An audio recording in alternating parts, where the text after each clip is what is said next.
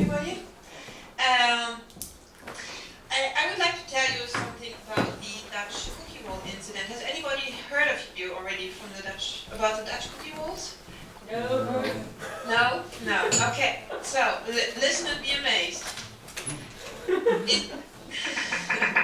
It was actually last autumn when we had a second slide, please. Yeah? Yeah. Okay, it was last autumn when the Dutch internet users experienced a quite unpleasant surprise. When they tried to visit the website of the public broadcaster, they ran quite literally into a wall, a cookie wall. Except what happened is that instead of access, they got to see this pop-up you see hopefully here on the slide. Yeah. And this pop-up says, the law obliges us to ask your permission for the use of cookies. If you give us your permission, you're free to visit all websites of the public broadcaster. Click on accept if you're informed about the use of cookies. And if not, there was no I don't accept cookies button, and if users did not accept the cookies, they were refused entry to the website. Is everybody of you familiar with the notion of cookies? Yeah. Yes. Excellent! You know how to disable cookies. Yeah. Yes. Apparently you have quite some experts in the room. I think take a little lecture from them. It's useful to know. So cookies are these little text files that collect data for you for the purpose of targeting and personalization. What would you do if you saw this web pop-up for the BBC? Would you click on accept or would you leave? Accept, maybe. Eventually. Grudgingly. Okay, right, exactly. The Dutch were not amused at all.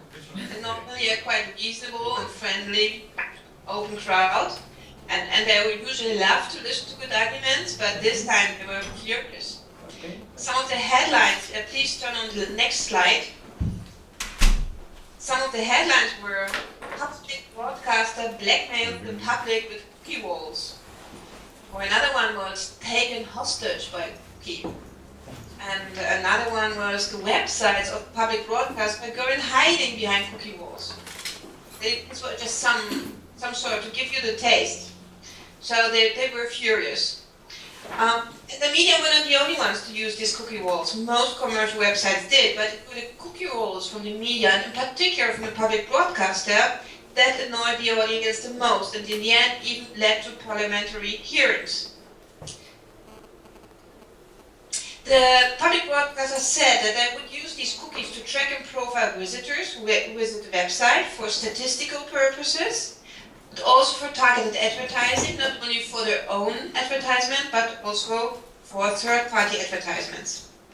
And they did not exclude that they would use the cookies for targeting you also with editorial content.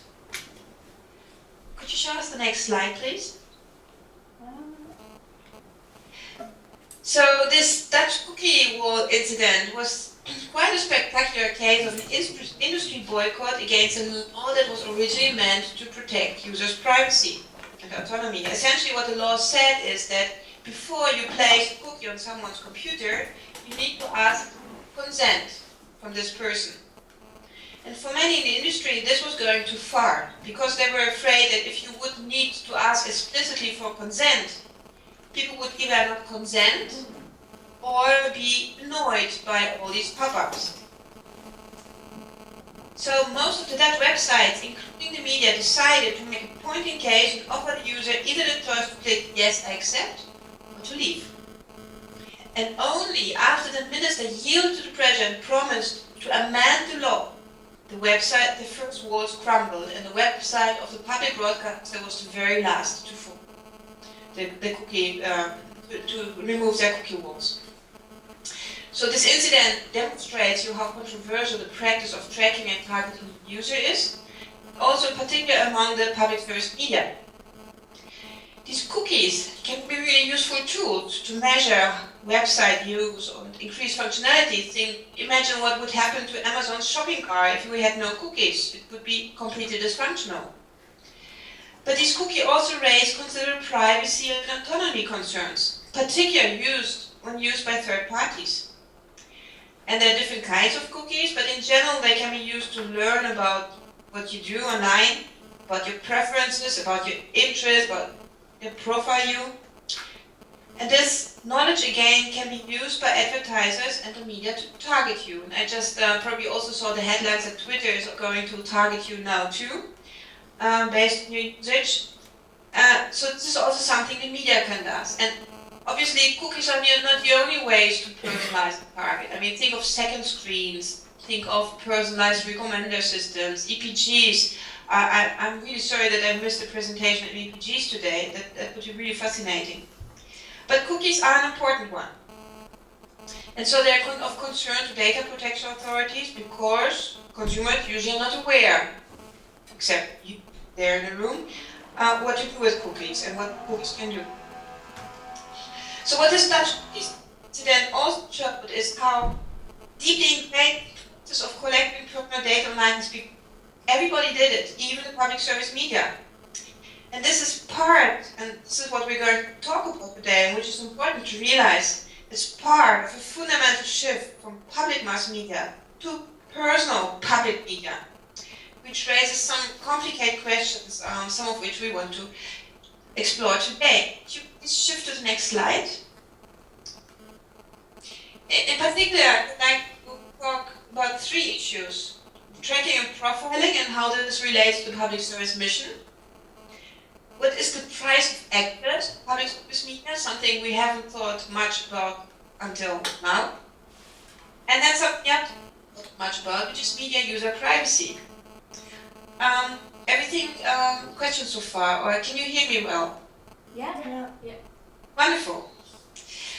Then shall we move to the next slide? Tracking and profiling in public service mission. I don't need to explain you that broadcasting is a vital element in our broadcasting landscape, and also a very controversial one, and it's constantly being attacked from many sides, from economics, from commercial broadcasters, online media makers, EU policymakers, and of course academics. And the search for legitimation and for justification of the public service task and mission has almost become chronic. And public broadcasters continuously need to reposition themselves. Karel Jakobowicz once made this quote about what he thinks is the future of public broadcasting media. Maybe you know it. Public service media will have no future unless it changes significantly. And the key change, as I'm concerned, public media definite themselves and their relation with the audience. So I wonder, was this what Karel Jakobowicz had in mind? That the media start to learn more and more about the user and target them with personalized content and maybe more relevant contents. Is this the way public service media should reinvent itself? By simply moving to a far more personalized way of fulfilling its public mission. Could we see the next slide, please? The mass media and public service media also have so far been criticized for being far too far away from the audience and too little responsive to who the audience actually is and what it needs. And this process of media-driven personalization is turning this suddenly on its head. If there's any lesson to be learned from the Dutch cookie incident, then that it's a fundamental shift that is occurring there. Public must be personal public media. Tracking and profiling, let's face it, has become an everyday practice also for the public service media. And this has many aspects. Because imagine the extent that we can know more about us, there are better us with actually relevant content, stuff we really find interesting. They even could confront us with contents we would otherwise not have stopped. So actually, but that we should know because of our jobs or our hobbies or memberships. Has anybody of you read Neil Stephenson's Diamond Age? Do you know the book from Neil Stephenson, Diamond Age? No. No. It's quite fascinating.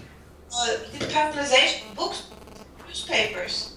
And there he imagined a newspaper that for everybody serve exactly the kind of content they would need because of their job, because of education, because of their life.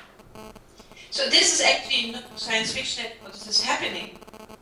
So the media could be our person guide increasingly unmet information.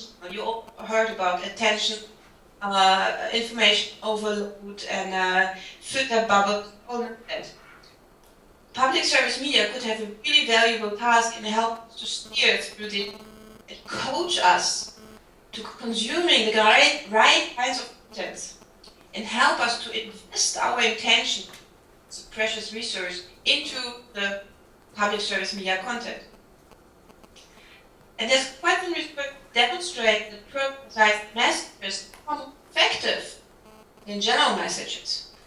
So this could be all really important for the educational central task part of media. So maybe let's go ahead, probe us, track us, just for our best. Tracking and profiling could thus be an opportunity for public service media to improve exposure of the audience to diverse and quality content and encourage us to consume diverse media diet and become better informed citizens.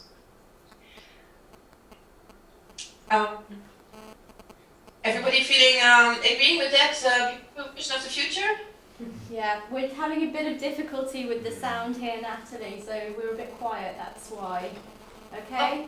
Oh, okay, but can I do something? Can I speak harder or so? No, huh? No, I think it's the microphone on the... And now my computer's being a pain. Let's see if I can... Just trying again. Hi. Right, let's see. I think it's just going to dip in and out.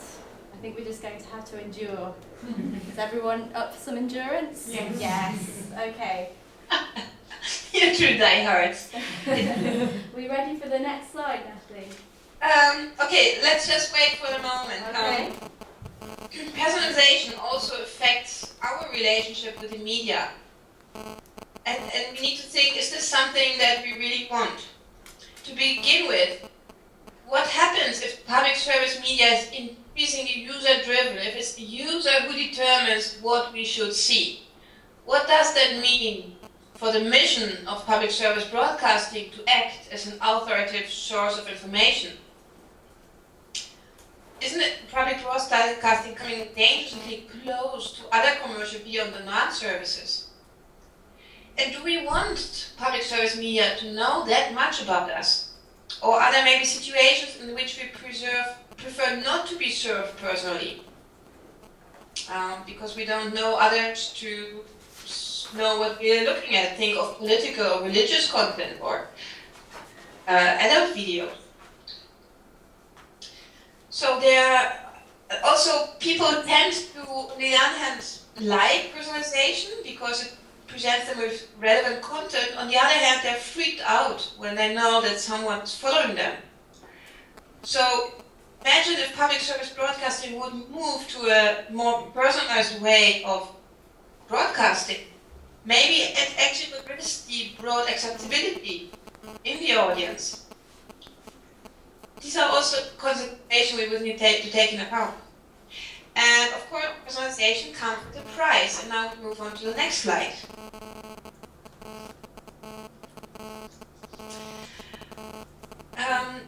And I would like to talk about the price of media access to you. For a long time, we haven't talked much about that, especially for broadcasting, because we have at least a really strong rhetoric of public's right to free information when it comes to broadcasting. Particularly in the context of the public service media. This is a bit different for the press. Here we already used to paying some cents for news product. But even here, it's either you pay money or you receive something for free. Truth is, media content is never ethical. Natalie, have you gone? No, I just just hear the airplane. So Good. Okay. Well, that means the mic's working. You hear me? Yes. Great. So mass media is never for free. We always pay something. If we don't pay with money, we pay with attention, think of advertisement, or private data. It's kind of the new price for this media content. This is something that was also very relevant in the cookie incident, because what happened is that access to the website was made conditional upon the payment of a price. And the price was not money, because the website content was still for free, but the price was your personal data.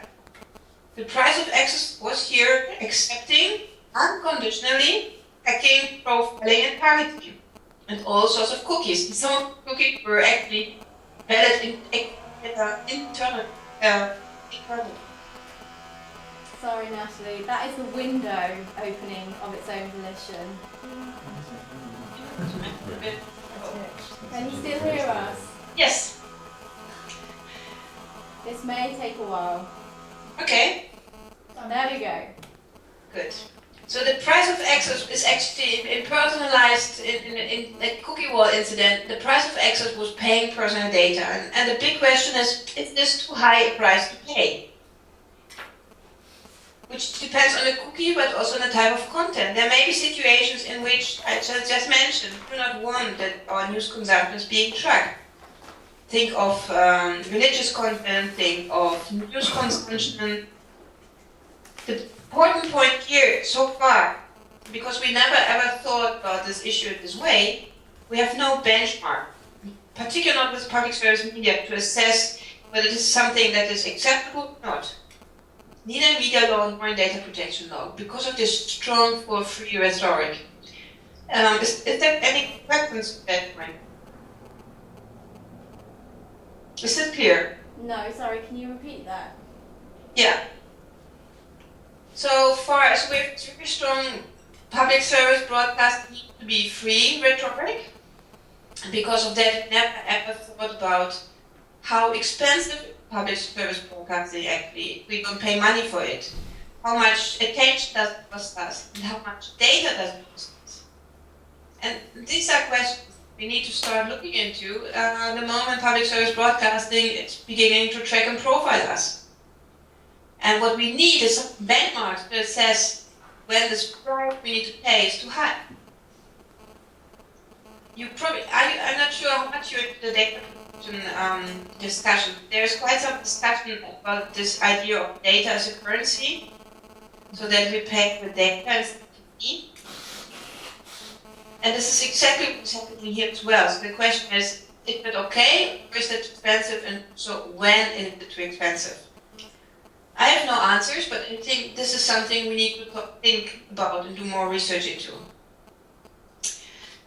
There's another point to this. If you think public service broadcasting is financed through public fees at the moment, if we also finance it for our personal data, isn't that some sort of double finance? Just to think about. Okay, we move to the next slide. Well, any questions about it? Because it's a quite abstract idea to be, but I think very relevant. Any questions so far? Pernilla? I have one question. I wonder how the government sites in the Netherlands are handling cookies. The it's an excellent question. They also have pop-ups, but they do give users the chance not to accept cookies. Okay. And what then usually happens is that you're aware that the website might have less functionality, but in this, this so far is not that bad. Thank you. So actually, a lot of websites without cookies. Yeah, but it's a Thank you. okay. Let's go to the next slide about privacy. Mm-hmm. So finally, there's this issue of media users' privacy, and again, it's something we haven't thought about much. And why not? So far, always when we talk about broadcasting, we have point to multipoint. Broadcasting directly communicating and interacting with the audience, just broadcast all the content out there. And so far, there are very few papers that know that think about privacy of broadcast users. One is actually from Iron Wall and Lorna Wood, which broadcast user privacy. And they're also constant. This is a topic we haven't much thought yet. But that is very important. Because one of the questions that the cookie war incident raises is exactly that. What is with protection of privacy of viewers, of us, vis-à-vis the public service? As mentioned earlier, Dutch cookie requires you to present to acceptance of cookies. And one of the big questions in the privacy and data protection debate is... Actually, the sound is really going in and out now. So would you mind sort of coming to your conclusions? Okay. Them in? Yes, definitely. My conclusions is so. What? Maybe if you move to the last slide. That cookie incident shows us how much of a daily practice profiling in media already is, and start to think about some issues such as pricing of information and also broadcast privacy and what that means for the public service mission. Thank you. Thank you.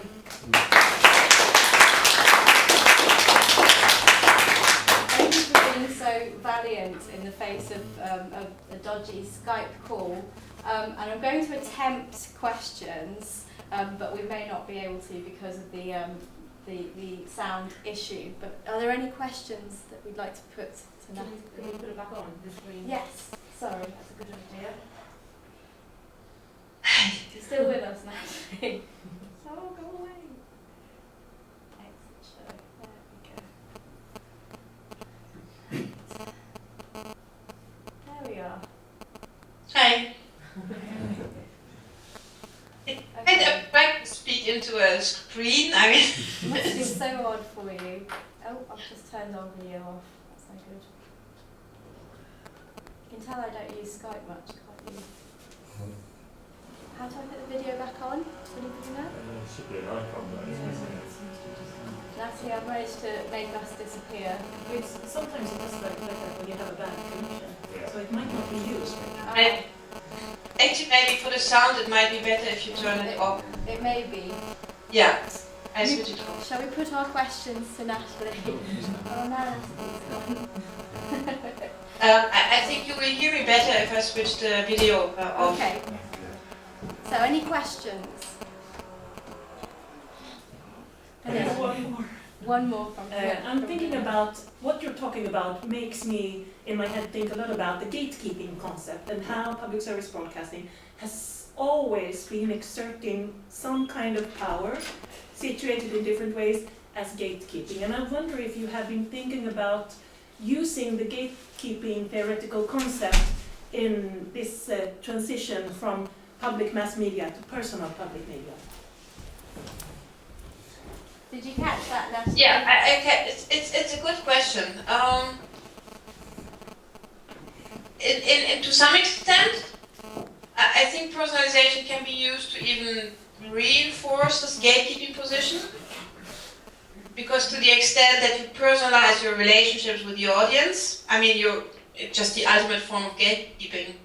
Yeah, because who is the gatekeeper in this case? Is it the digital technological configurations? Is it the person? Not in your presentation, sounds like they're not really knowing about what is going on, but kind of just clicks yes, yes, yes. Or is it the public service broadcaster who's really responsible in this way and always makes a great gatekeeper? Was it ironic? Just to kind of make a case, kind of draw into, because I thought it was really interesting, it was an excellent presentation, it made me think about a lot of things, and I think that your conclusion is great. That's good. If you think us you about other things, that's really good. I wonder with the gatekeeping, we used to think here in the Netherlands more of public broadcasting as some sort of platform function. So it has this intermediary function, maybe that is what you mean. And I do think, personally, I think that this will move from being a platform for content to more forms of guiding our attention, of helping us search the relevant contents. I'm not sure whether this is what you mean, but I think... Now when I hear you speak, it sounds like you want the public service broadcaster to kind of help the users in knowing what it means to, for example, accept cookies. And in this, what I hear you then is saying that, well, the public service broadcaster kind of learn the audience how to be a gatekeeper, how to know what you're doing. Yeah. It's interesting. If you speak about public service broadcast, then you have far more, I think, positive attitude towards, and obviously because the BBC, it's doing an amazing job. I think in the Netherlands there has been always a very critical stance towards public service media. It's quite interesting to notice this. Is the individual user a gatekeeper? Good question. If the user would learn to better keep a track of his data, you could say he's quite an important gatekeeper, because data is going what makes everything tick in the future. But I think the whole role as a gatekeeper will significantly change from content to indeed what you say, educating users and helping them to orient themselves. So it's a bit more maybe some sort of public service recommender, EPG, search machine-like role that we see in the future, that I see in the future for public broadcasting.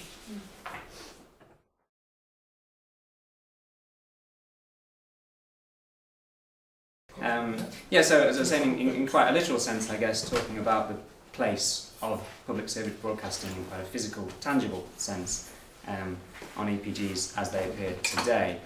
So from the beginning of the multi-channel explosion in the UK in the 1990s, the electronic programme guide has emerged as the key means of accessing and organising this ever busier marketplace for the viewer. It has also started to feature as a prominent selling point, mobilised in the technology wars waged between different service providers as digitalisation has taken hold. Testifying to both these facts, in 2012, alongside a promotional video announcing the new and improved Sky Guide, a blog post by Luke Bradley-Jones, brand director of TV products at Sky, significantly I think, started with the fact that, on average, Sky customers interact with EPG a total of more than 1.2 billion times each month.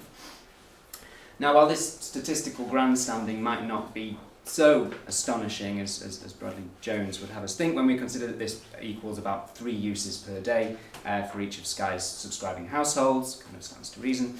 His intention to create hype around this seemingly peripheral, perfunctory technology tells us just how much of a central and defining feature the EPG has become, not just of the experience of watching and indeed using digital and multi-channel television, but also of the competitive market that now underpins the provision of that experience.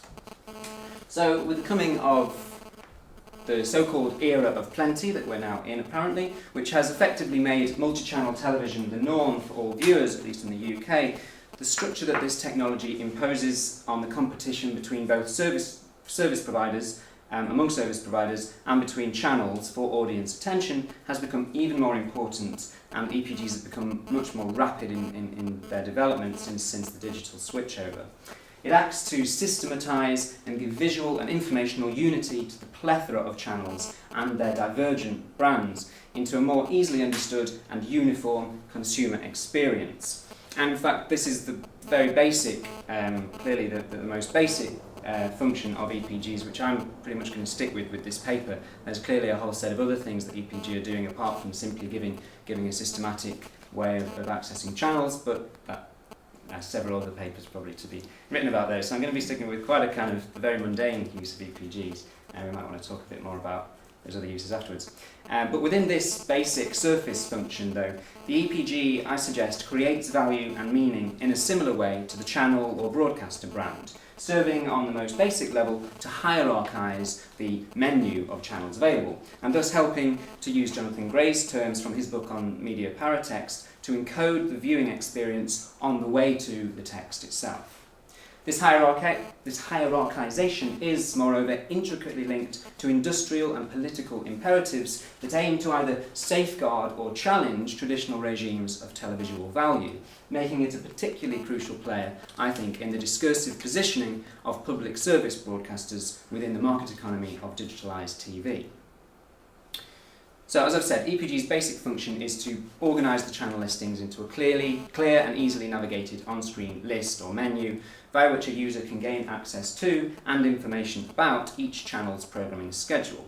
The list is typically split into several screens and ordered according to what are known as logical channel numbers, in the suitably neutralising language that both David Chamberlain and William Aricchio, in their separate work on media interfaces, observe in media interface terminology in general. To an extent, LCNs have roughly followed the common sense logic of listing channels roughly in order of the chronology of their establishment, and placing channel brands that are within a kind of umbrella, broadcaster brands such as BBC 1 and 2, next to each other, all fairly common sense, as we can see in Sky's EPG here. So you get this sense of historical kind of chronology as you scroll down the list from BBC, launched in the early 20th century, through the more recently launched public service broadcasting channels, to the Sky channels launched between kind of 1990 and 2010, 2011 I think Sky launched it, wasn't it? As the market has become more crowded, this has become a crucial point of contention and competition though, given that the increased prominence of channels appearing higher in the list, and so encountered earlier by the grazing viewer as they scroll down, has been shown to have a significant impact on their viewing figures and overall brand equity. The further away from the beginning of the listings a channel is, the less likely it is to gain the attention of the grazing viewer.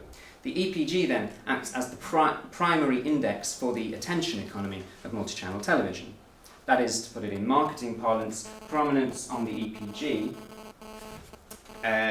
minimises search cost for the consumer, so implicit in any motive for giving one channel more prominence than others is the message that the channel is in some way more valuable. So we can to some extent read a channel's EPG position as a rough reflection of the relation between the economic and cultural value invested in its brand, with more established mainstream channels prominent at its head. Furthermore, given the chronological ordering, with BBC One appearing at the top of every EPG, for example, followed by later arrivals like ITV and Sky One, that value hierarchy is implicitly tied to the historical primacy of public service, and then after those domestically owned channels. As industry journalist Kate Bulkley puts it, for example, if your channel is below the third page of the Sky EPG, then you're in a cold and unpleasant land called Skyberia. With this image of geographical marginality not insignificant, I think. I'm going to be focusing mainly on the Sky EPG. This is kind of an apology for that, really. There's all sorts to be said about the differences between the different EPGs. We could look at each one individually. Just for the sake of kind of brevity, I guess, I'm going to be focusing mainly on the Sky EPG. This presents a challenging barrier then, this system. Oh, I think I have another arrow to add to my... Oh, it hasn't gone, never mind. This presents a challenging barrier for newcomers, of course, given that the desirability of the more prominent slots is generated by the promise of more consistent audience loyalty, which itself only consolidates that prominence. So we get this sense... It's stopped moving altogether. Try clicking on the... Click. Oh, okay, so there's your cultural capital going up as you go up the list. And so you get this sense in a recent report that was written by a kind of policy advisory organisation, that this is a well-ordered system. This is logical, goes back to the logical channel numbers, and so you get this general sense of no need to worry about the kind of value system that's going on here. The more popular you are, the more prominent you need to be. But of course that's a kind of self-perpetuating situation. In fact, notwithstanding regulatory intervention, as I'll come on to, the management of the LCN listings and the general design of the EPGs is controlled by the various platform operators. The main players in the UK being the digital platform Freeview, its satellite equivalent Freesat, cable provider Virgin Media, and Sky's own market-leading satellite service. Reshuffles of their EPG slots have been relatively rare, but are becoming more frequent as digitalisation has been completed and the multi-channel scape becomes bigger and bigger. Given the enduring value of the prominence on the EPG, such adjustments to the LCN order can be the focus of intense competition and controversy. And additionally, in the case of Sky, this translates into an entire sub-market with slots being bought and sold for considerable sums of money, involving... I'm looking at the wrong screen, that's why I'm getting confused. Okay, yeah, involving brokers in the EPG slots who buy and sell slots, buy the slots from defunct channels and sell them on to newcomers at a profit.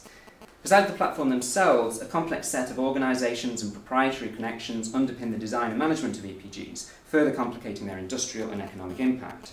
I don't have time to go into the details of all of these, as I've said. Just to take one example with Freeview, just to give you an idea, as access to Freeview is available through the open market of reception equipment made by various manufacturers, the EPG used by different Freeview viewers will differ in appearance, but will follow, so that's them, no it's not, oh there we are, but will follow the same Freeview LCN system. And DTT Multiplex Operators Limited, DMOL, did manage the Freeview EPG system until January this year, in fact, when it merged with the digital switchover company Digital TV, who then took up its EPG responsibilities. Although a separate company, DMOL was owned by a group of companies who jointly run Freeview itself. That is the BBC, ITV, Channel 4, eSkyB, and the telecoms and broadcasting infrastructure company Archiver.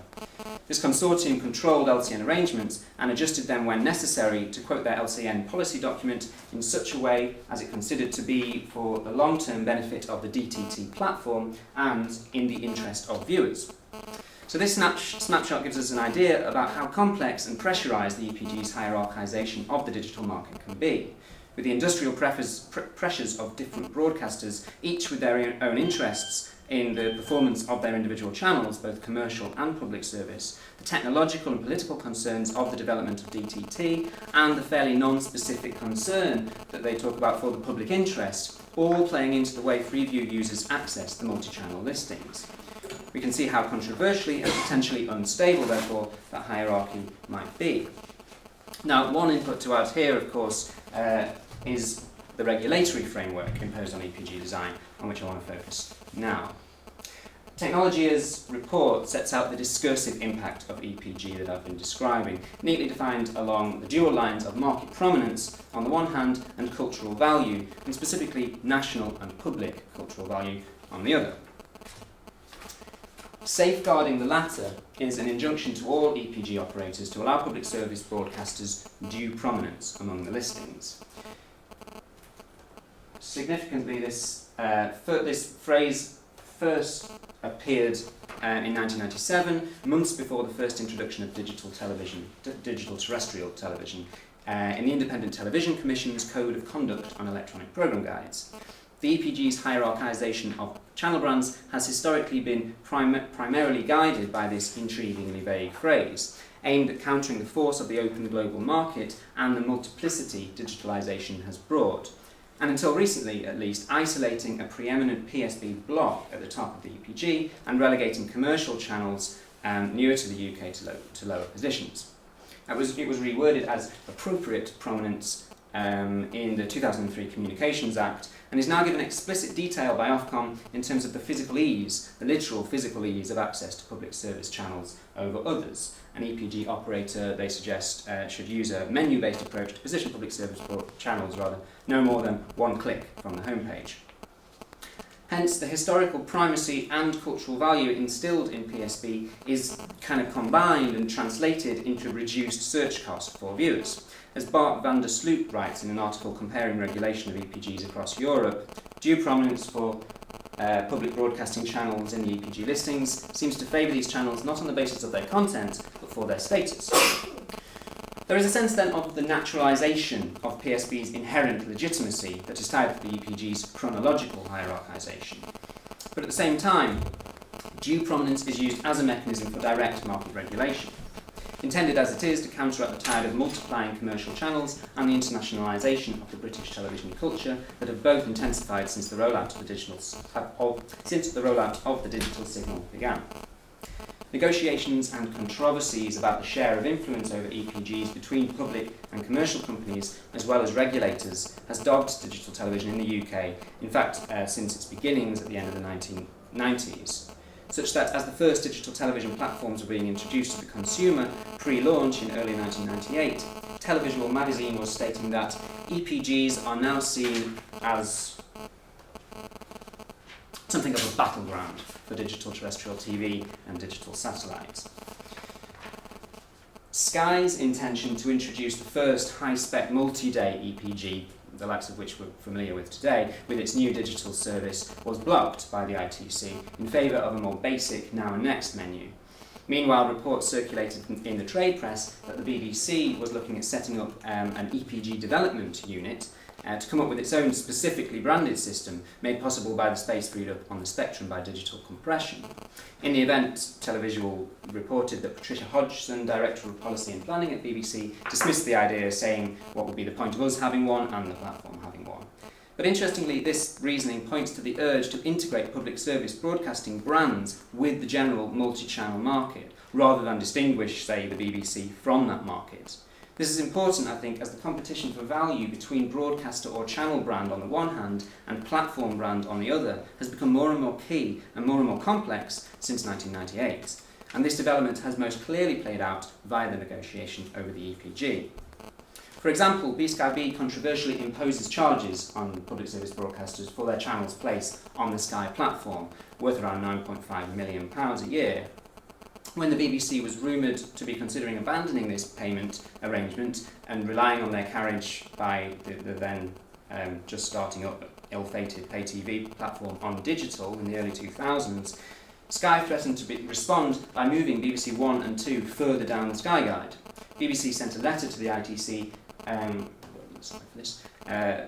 They sent this letter asking the ITC to adjudicate in the increasingly bitter battle with Sky over its electronic programme guide, and, quote, asking it to rule on whether Sky would be in breach of its licence conditions if it moved BBC 1 and BBC 2 from their prime 101 and 102 EPG positions.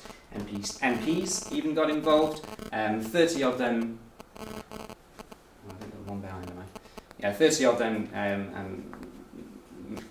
putting forward a motion in Parliament, anxious to maintain the primacy of BBC 1 and 2 at the head of all EPGs, regardless of the platform.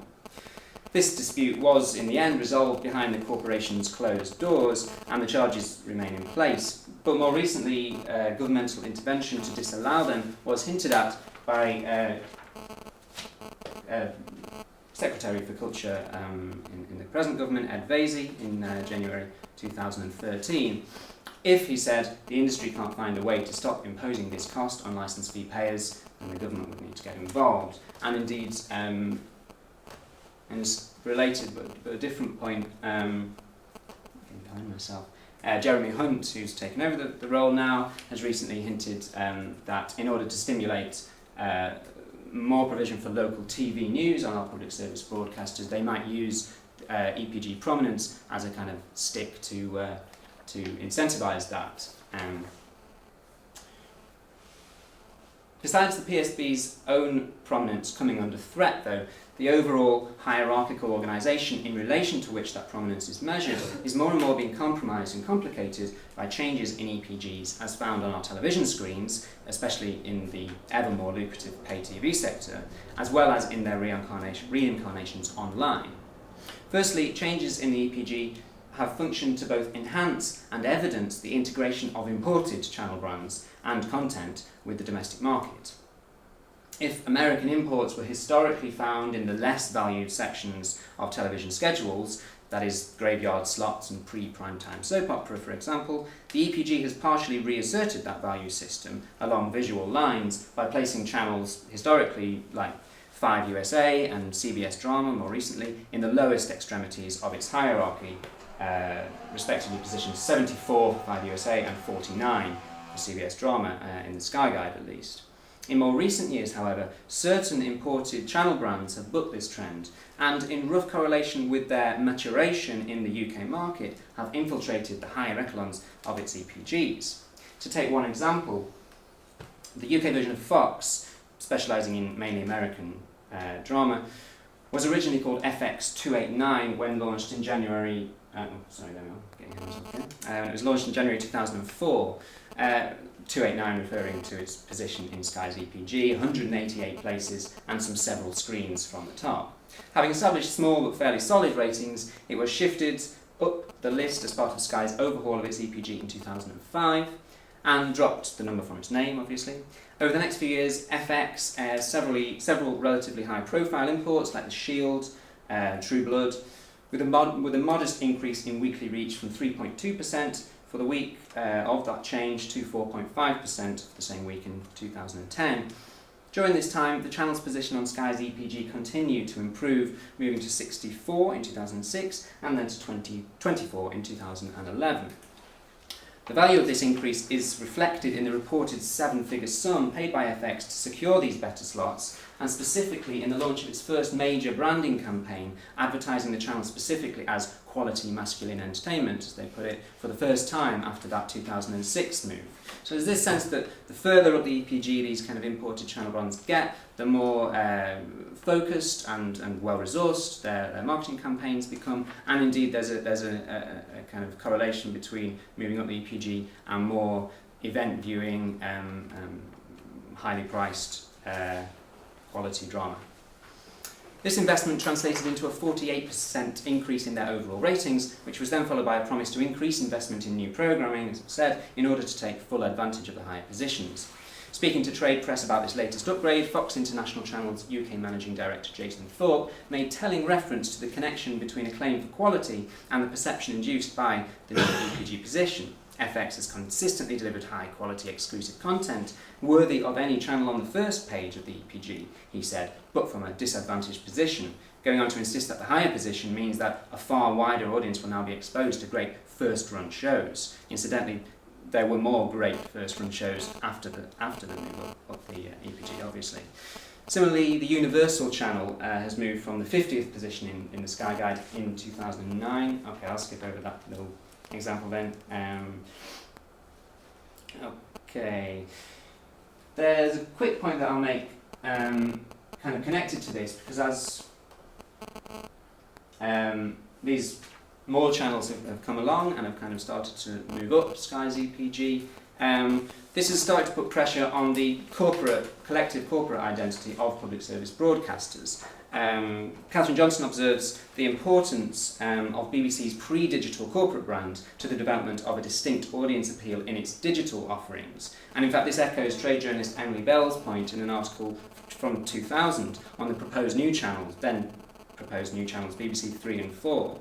Any breaking up of its channel portfolio on the EPG presents a direct challenge to the continuity of that value status, effectively diluting the impression of the BBC's corporate identity as a digital era, specifically a digital era brand. And I'll skip through a little bit so we can get to a few more examples. Could you make a final note? Yeah, sure.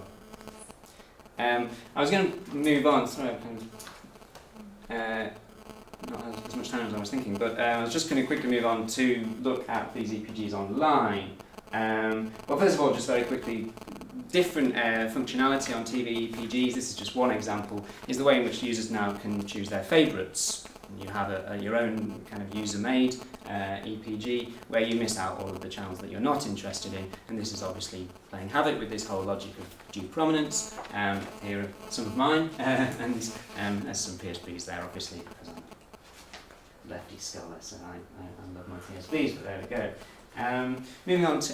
Moving online, we get EPG-like, EPG-esque websites. TV Guide claimed to be the most popular in the UK, but of course in the kind of noisy, commercialised sphere online, we lose this sense entirely of this kind of neutral, user-friendly interface with commercial content surrounding the data that the viewer is interested in, which you have to scroll down to look at. After also you look at the pick of the day, which incidentally is generated through user ratings, and whichever program happens to have got the best user rating for that day is the program that appears at the top of the page, and this is the front page, regardless of whether it's on a public service broadcasting channel or not, obviously. So kind of speaks to a couple of points made by in the first paper about users deciding on what that gateway exactly might be. So to come to my conclusion then, very briefly, I think the conditions of television's convergence with computer and more recently internet technology then within the EPG, but then also in the EPG's movement to an online context, have made the appearance of public broadcaster brands in the EPG listings by turns fragmented, commercialised and customisable according to the law of consumer sovereignty. As such, the EPG presents an especially stark focusing point, I think, for the discursive and economic challenges faced by public broadcasting in general in the digital age. Never mind, sorry about that. We had a couple of quotes. But the trends of niche targeting, consumer sovereignty and searchable rather than just clickable content will continue to redefine the role and importance of regulating technologies of televisual access if the public service broadcasting is to remain prominent simply by virtue of its traditional cultural and political status. Cheers. Thank you.